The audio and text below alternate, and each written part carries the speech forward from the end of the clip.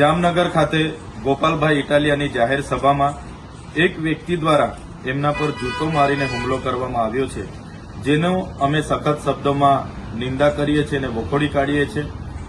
ગોપાલભાઈ ઇટાલિયા અમારા ધારાસભ્ય છે, લોકપ્રિય નેતા છે અને આમ આદમી પાર્ટી એ ગુજરાતના તમામ વર્ગના લોકો માટે આજે અવાજ બની રહી છે. ત્યારે કેટલીક પાર્ટીઓના નેતાઓને પસંદ નથી અને કેટલાક લોકોનો ઉપયોગ કરીને અમારી સભાઓ રોકવા માટેનો જે આ પ્રકારના પ્રયાસો થઈ રહ્યા છે, જે ચોક્કસ પ્રમાણે એક નિંદાની ભાગ છે અને અમે ગુજરાતની જનતા સાથે છે. આવી રીતના અમારા લોકો પર હુમલાઓ અમે કોઈ પણ ભોગે સાખી નહીં લઈએ અને ગુજરાતની જનતા માટે અમે લડીએ છીએ અને લડતા રહીશું.